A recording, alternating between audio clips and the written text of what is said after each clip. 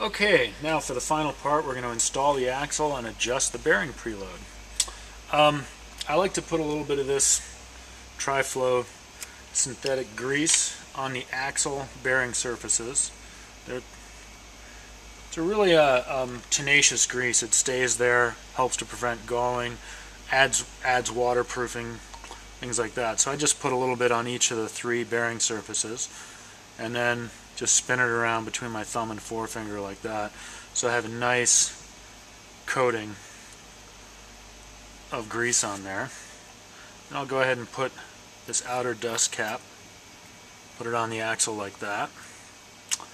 And then the same grease bath that we just did underneath the dust cap here, I like to put a little bit under the other two bearings as well. So I'll use that Slick Honey. It's important, don't use anything but Slick Honey or Slick-Oleum because it'll create drag. Put a little bit of grease underneath on top of the bearing there. And now you should just be able to put this axle through and just slide it straight through. It should slide pretty smoothly all the way through the assembly there. And the threaded end will stick out that side.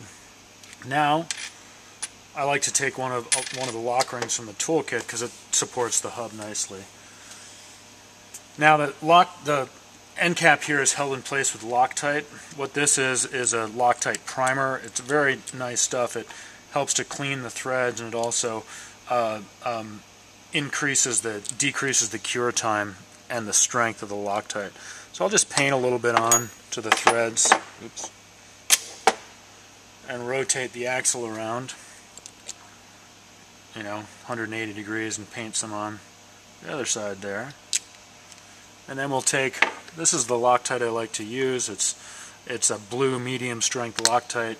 You can use the liquid, but the paste is just a little bit easier to use.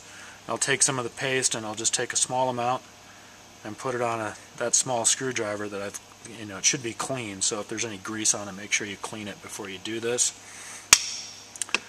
And then stay away from the bearing, so just on the threaded section itself, just paint 3 sections, about 3/8 of an inch wide around the axle like that.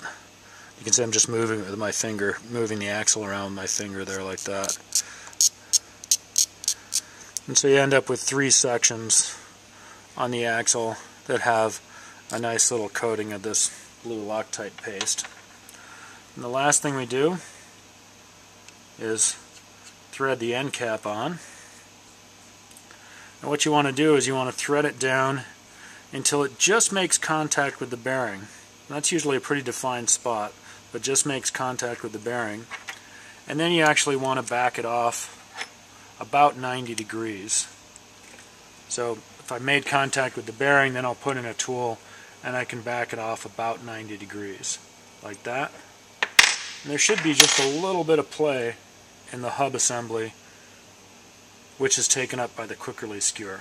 Now the final thing to do is it's really helpful to have a quick release skewer with some spacers that you can use on either end.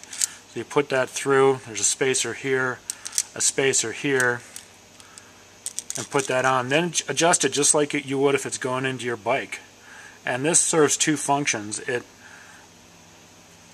keeps it clamped while this sets, but it also lets you test the actual bearing preload. So because you've got this in place, you can hold the hub stationary and turn the axle assembly and the cassette body assembly and make sure that everything is smooth and properly adjusted. And this quick release, it takes up the small amount of bearing play that exists before you tighten it up. Anyway, that's it. So then you can just put this off to the side and let it set up for 15 or 20 minutes and you're ready to go.